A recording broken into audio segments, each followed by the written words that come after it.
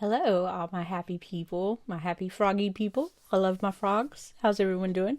Is everybody ready for that blistering snowbound weekend? Of course, that's in my area. I'm not sure what your area is expected. Uh, but am I looking forward to it? No. Am I gonna enjoy the lazy, not being able to get out as much, and I can be lazy if I want to? I'm not looking forward to the power going out, if that's the case. Well, welcome to Cassie's Corner. I'm Cassie, and here we talk about ways to try and cope with unwanted depressive behaviors and dealing with anxiety and things of that nature. I am not a professional. I will keep saying that for as long as it takes for anyone to understand. Anyone new here, I am not professional, I promise. I have studied in the medical field, anatomy and physiology. I actually wanted to be a radiologist, actually a PET scanner, to be able to pick up early stages or early indications of autism, not autism, Alzheimer's and cancer and things of that nature. That is what I originally wanted to do, and I went for radiology, and my grades didn't match up after I took maybe a year and a half off. My grades weren't great, so I didn't go back for that. I went for like administrative kind of things because I am getting older, and this was like a year ago. And because I had to take it at home and people were coming in and out and I didn't have the time to study and I have real bad ADHD, I think I really flunked that test. I never have looked at my grades after that. So bear with me. But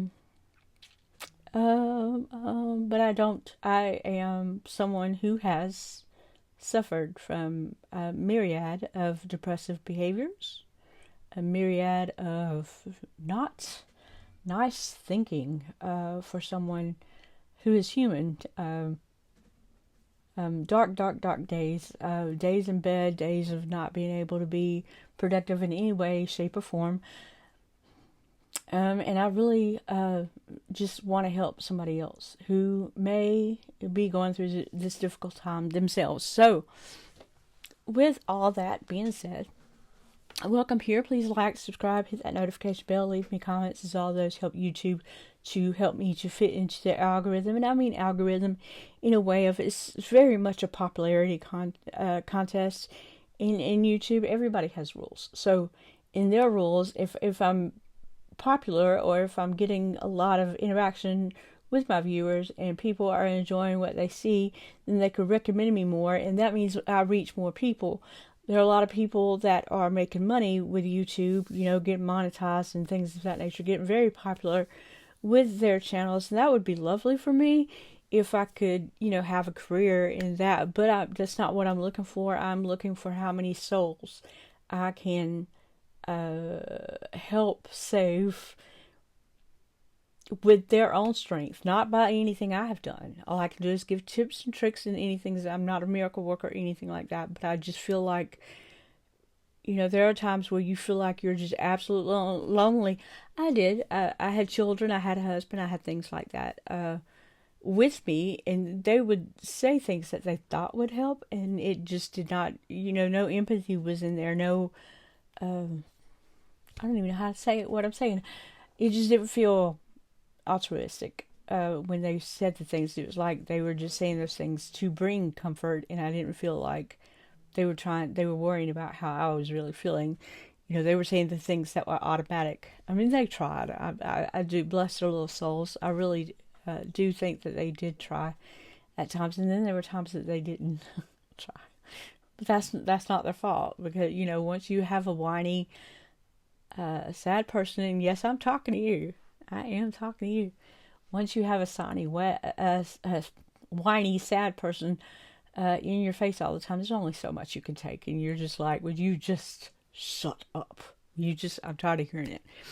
So I did get you all that. I do feel like the comments are for me so that I get to know who you are and get to know what you need, get to know what you might like to hear. I am reading excerpts from a book called The Daily Stoic. And Stoicism is the act of um, so much a battle of the wits, so to speak. The Stoics wanted peace. They wanted peace with their enemies. They wanted peace within themselves. They wanted to deal with things in the right, quiet way so as everybody could walk away with their dignity. And I think they did an awesome, awesome job. I feel like that is more in tune of how Jesus may have acted as he was a human on this earth. Even though Stoicism was years away from being even invented or thought of, that philosophy had not even been thought of. But I feel like that he acted in the interest of everybody involved, calmly, quietly, with everybody's dignity intact. If he yelled, it was just lack of. I don't think he ever yelled. He may have been stern in his voice, but I think he did it so as to say, listen to what I'm telling you. People were very, like they are today. You can sit there and tell them all day long, I am Jesus, I am Jesus, I am Jesus. But, once you say it about 100 times, it kind of gets old. So that's how I think of the Stoics and Jesus and God and things like that. Of course, that's my way of thinking. I'm not saying anything, any evidence to prove that. I just feel like he acted more in line with this type of theory than how we are, because he didn't have any anger. He didn't have any issues because he was perfect. And I do hope you enjoy my video. Again, these interactions that you give me do make me more popular and help me to reach more people who are sad. I do not like the big S word. I hate to think of anybody out there in the world suffering to the point where they feel like they cannot be here on earth to join us and live a happy and prosperous life. That's not fair. We need to do more as humans to help people in that situation, to let them know that we love them, to be kind in all your adventures every day. There's no reason for rudeness or I know you get busy and you have a life and your mind goes completely blank when you're in a hurry and things like that, and you've got so much on your mind. People lose their jobs, people lose family members, but there's absolutely no reason for anybody to be absolutely so rude that it makes someone else not want to be here. Think about what you're doing. Think about how you're behaving. With that being said, we're on day 23 of January 23rd. On January 23rd.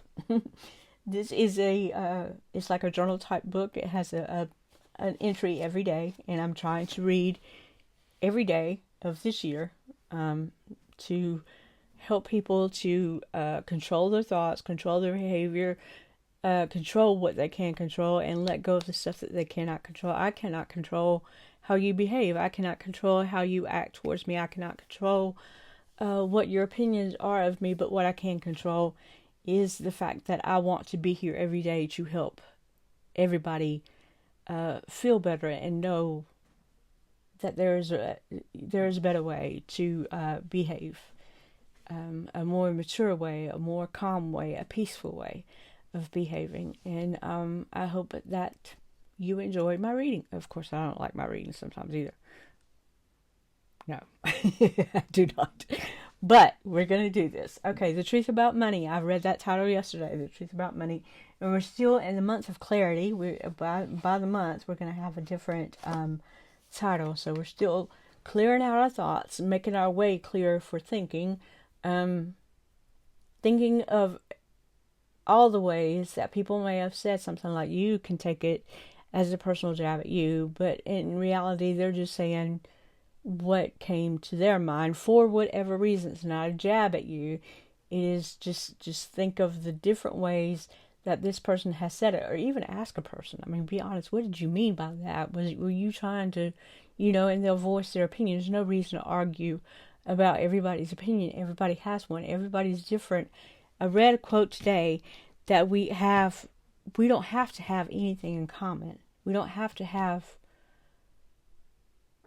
we can have all the differences in the world, but it It doesn't prevent us from being kind to each other. I don't have to agree with you. I don't have to have anything in common with you. It's nice. It's nice to know that I have things in common with people, but I don't have to have anything in common with you to be kind to you, to understand you, to have empathy towards you. It is just that simple. There's no reason not to be kind to anybody. You want kindness for you, and then we have people that just, I'm not saying everybody, we do have people that stir up conflict when it really isn't any need to stir up conflict. There is a weatherman in this area, and because he's reporting the bad weather, everybody is fighting, arguing with him. He's having to block people and their comments on social media because he's reporting bad weather. We're going to have bad weather.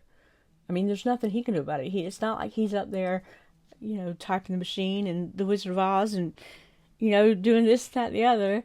And he's reporting what he sees in his meteorologic reports.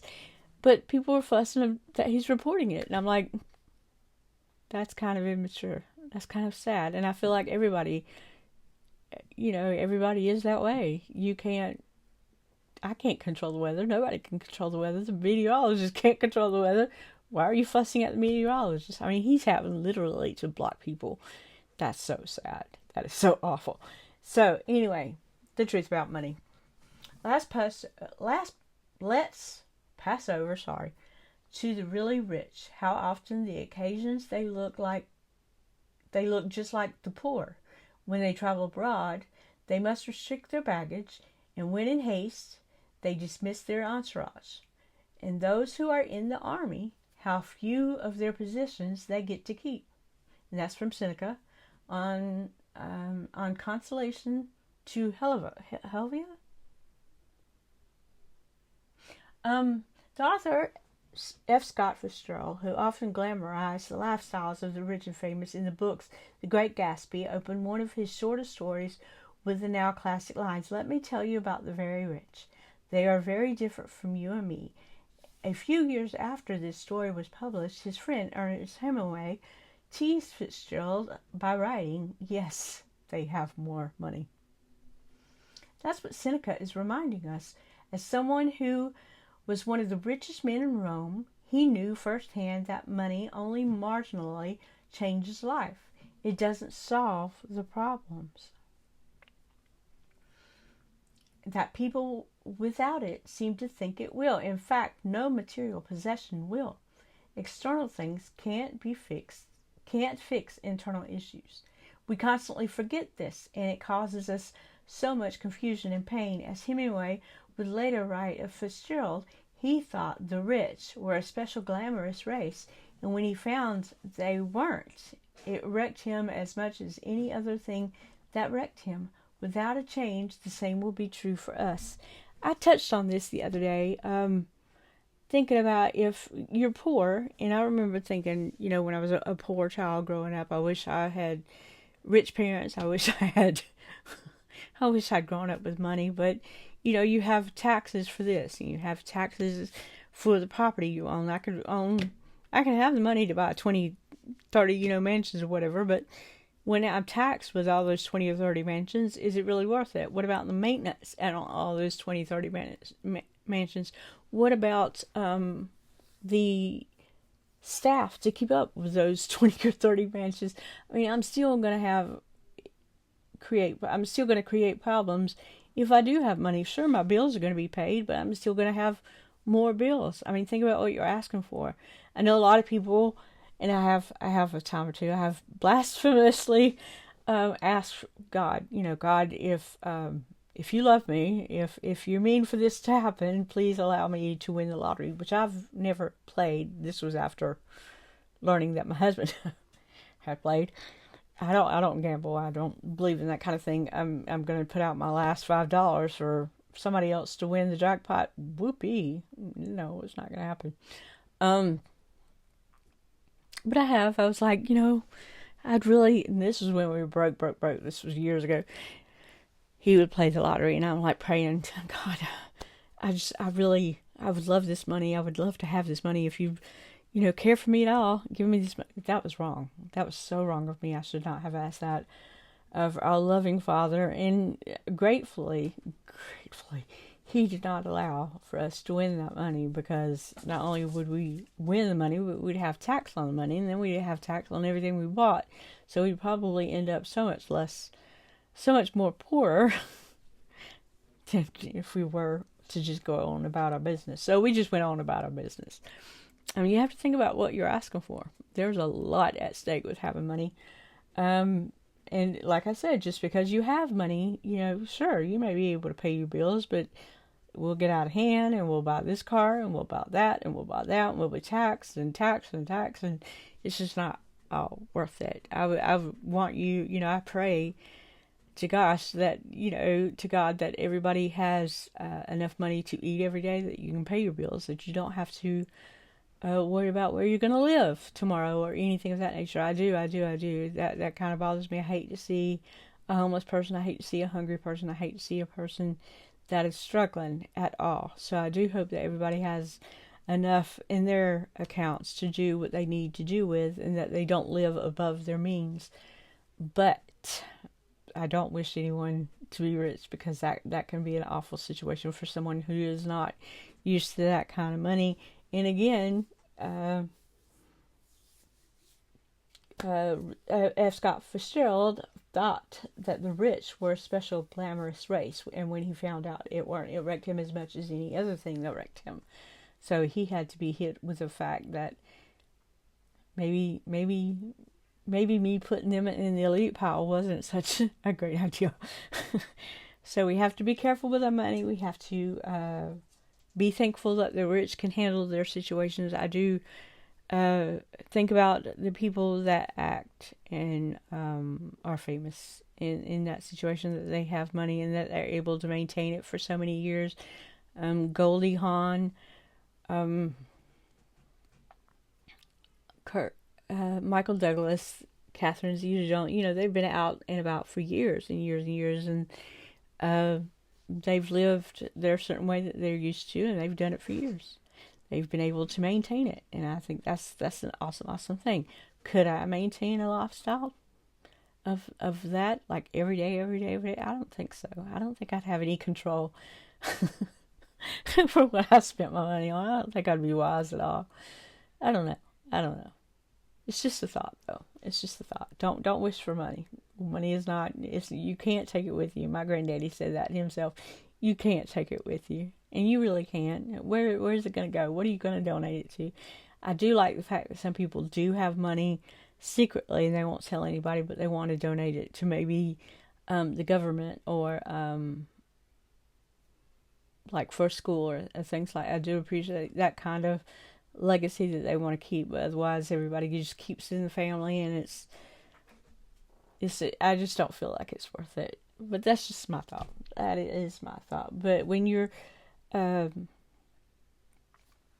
in your clear state of mind, you're clearing out your mind, you're thinking about the money you want, just pray to make enough to live by. I know this is not much of a message. It's kind of they're not anything. Rich people are not anything any different. Nobody's better than the other person just because they have money.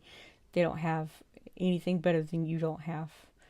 They may be rich and living a life full of sin, and here you are, broke and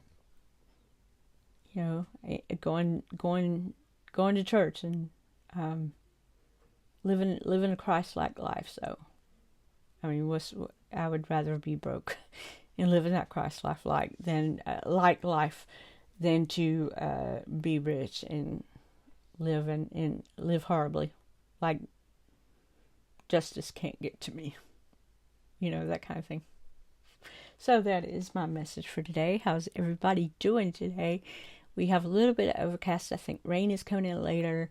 I have things to go get, but I am not in the mood to do that today. I'm just not. I am in it. This kind of weather makes me really just bleh. I think I'm just gonna watch movies all day.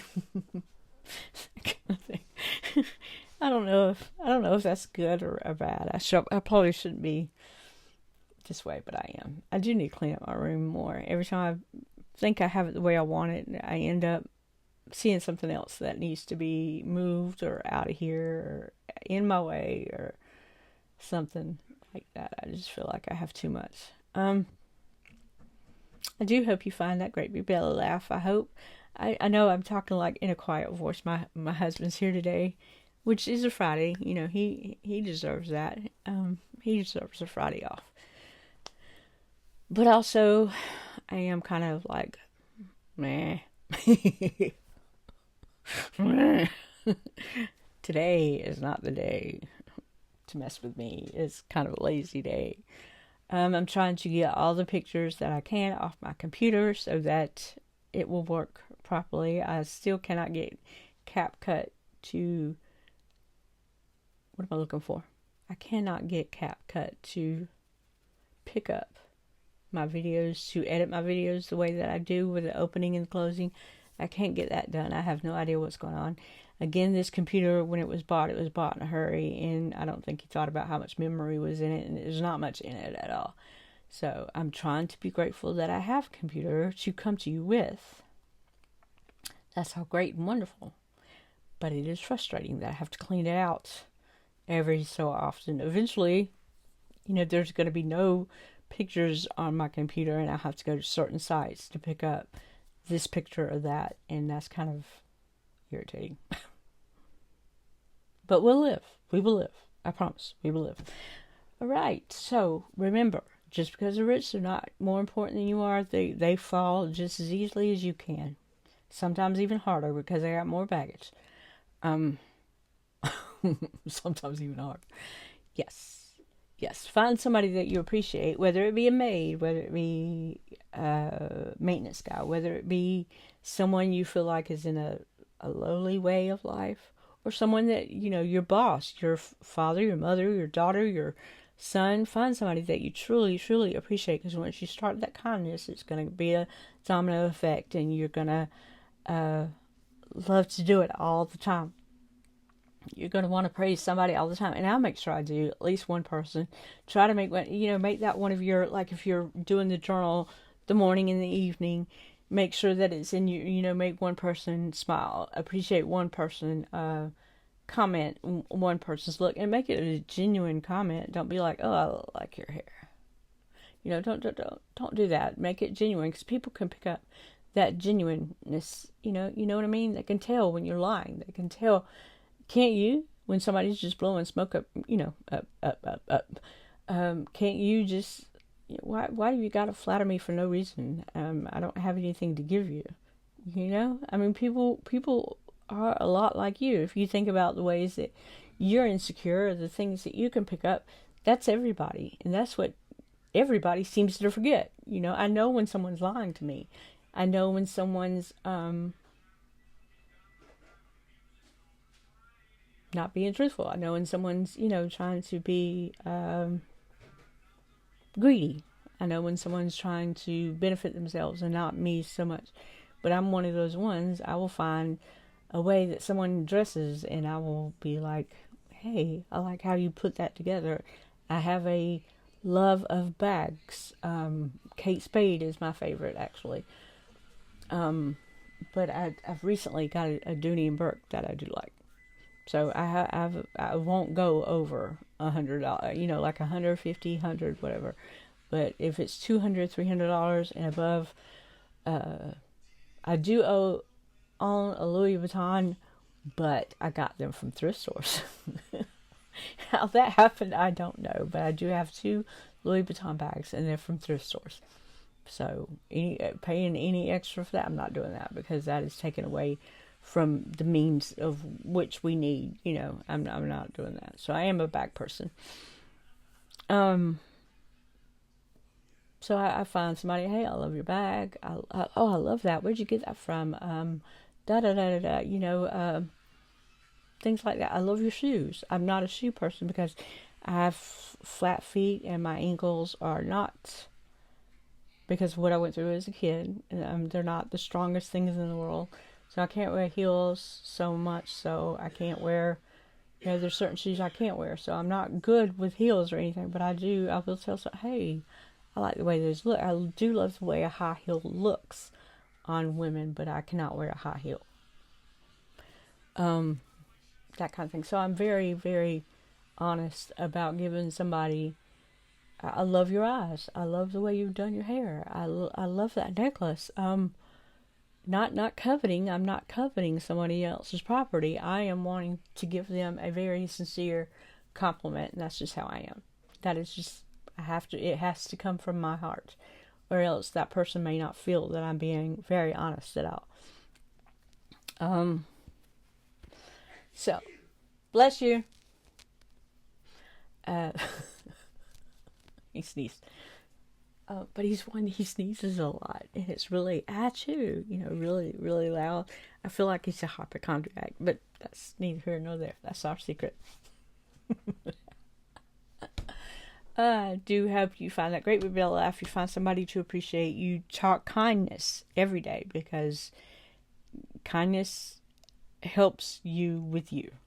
Trust me. You have to wake up and be grateful for yourself before you can wake up and be grateful before someone else can wake up and be grateful for you. You love yourself, and others will follow. Everything else will fall right in line. I promise. So this is going to be it for me today. And if I have another idea, I'll probably try to come to you. But, being the weekend, I don't know. So I do hope everybody has a great day, and that everything in your environment is